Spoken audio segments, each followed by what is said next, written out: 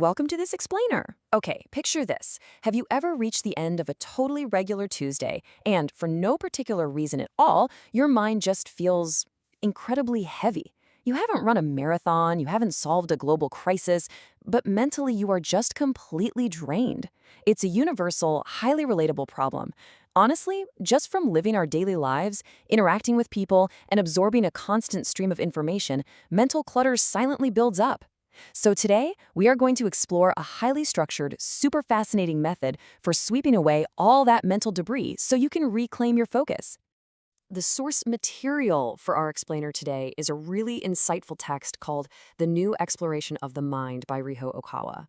We're going to impartially explore the concepts presented in this book, specifically focusing on Chapter 4, which outlines a very practical, step-by-step framework for diagnosing and clearing out the psychological dust that just naturally gathers in our minds over time. So, here is our roadmap for today. We'll be covering the cluttered mind, the reflection framework, view, speech, and thought, livelihood, action and progress, mindfulness and concentration, and we'll wrap it all up with the right mind. Let's get right into it. Starting us off with Section 1, the cluttered mind, the accumulation of daily dust. All right, to really grasp this, we first need to normalize that feeling of an overwhelmed mind. The source text suggests it's simply a byproduct of existing in the modern world.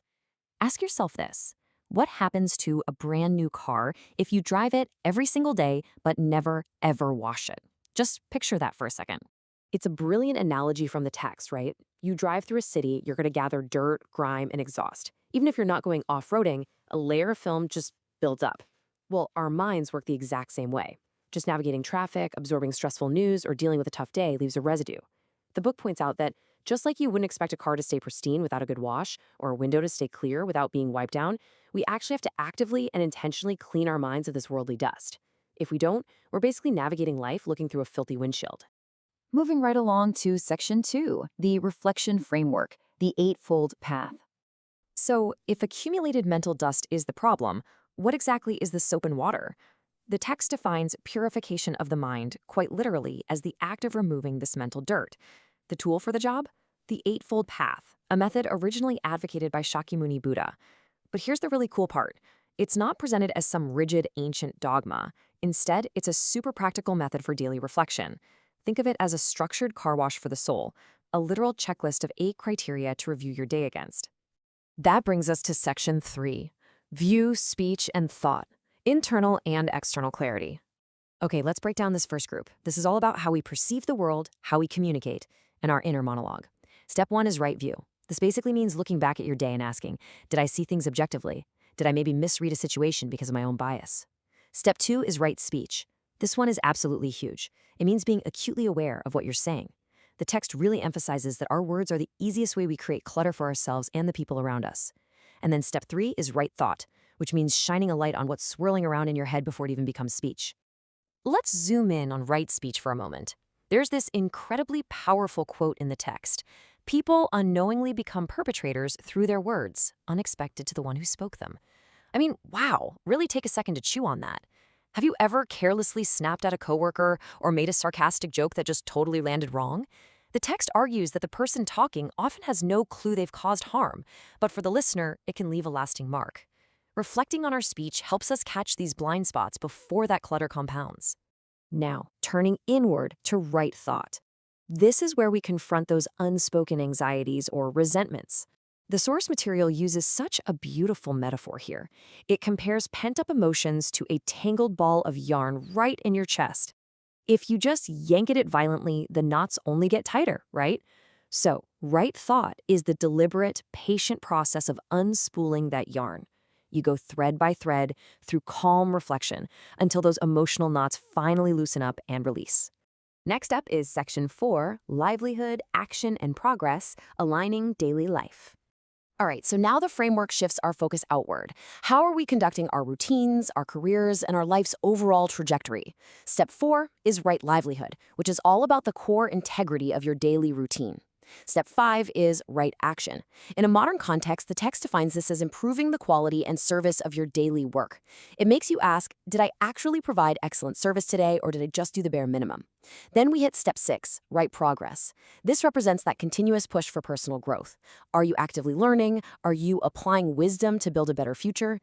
To make right livelihood super practical, the source gives us a really handy evening checklist. You basically ask yourself a few questions at the end of the day. Was my time used efficiently today, or did I just squander it? Did I live cheerfully and brightly, or was I a dark cloud dragging everyone down? And was my day aligned with a higher divine will, or was I operating purely on selfish ego, just trying to get ahead? It totally transforms a lofty spiritual concept into a very actionable daily self-audit.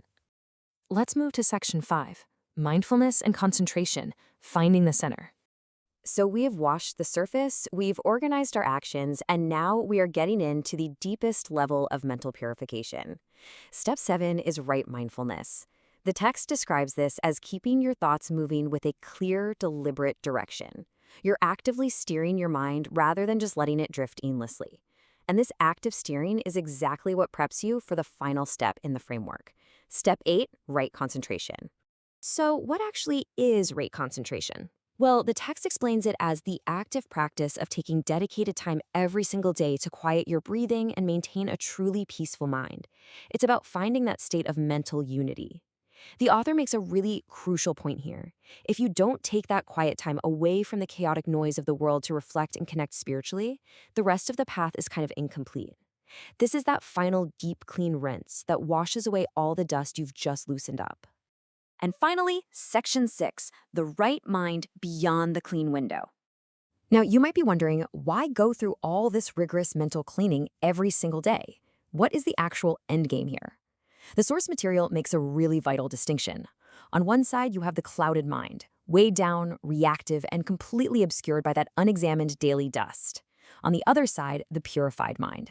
But here's the kicker. The text argues that achieving a purified mind isn't actually the final destination. It's just the absolute necessary prerequisite to exploring your true human potential. Think about it. You can't chart a course to the stars if your spaceship's window is caked in mud. Washing the mind simply gives you the clarity you need to start the real exploration of your life's purpose. As we wrap up this explainer, I want to leave you with a direct challenge right from the pages of this framework. Tonight, before your head hits the pillow, which of these 8 paths are you going to reflect on? Will you untangle that yarn of right thought? Will you do a quick audit of your right speech?